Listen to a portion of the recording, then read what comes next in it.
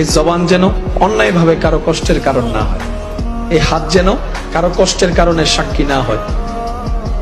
কারো অন্তরকে এমন ভাবে আঘাত দেওয়া যাবে না যে সে অন্তরের কষ্ট সহ্য করতে না পেরে রবের দরবারে সিজদা দিয়ে চোখের পানি ফেলে ফেলে আপনার আমার বিপক্ষে নালিশ দিবে।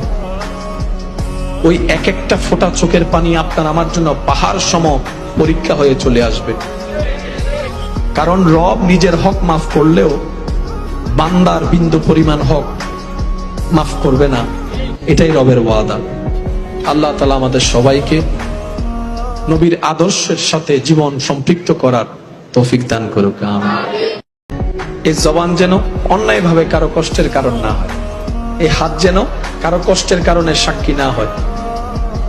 কারো অন্তরকে এমন ভাবে আঘাত দেওয়া যাবে না যে সে অন্তরের কষ্ট সহ্য করতে না পেরে রবের দরবারে সিজদা দিয়ে চোখের পানি ফেলে ফেলে আপনার আমার বিপক্ষে নালিশ দিবে। ওই এক একটা ফোঁটা চোখের পানি আপনার আমার জন্য পাহাড় সম পরীক্ষা হয়ে চলে আসবে। কারণ রব নিজের হক মাফ করলেও বান্দার বিন্দু পরিমাণ হক মাফ করবে না, এটাই রবের ওয়াদা।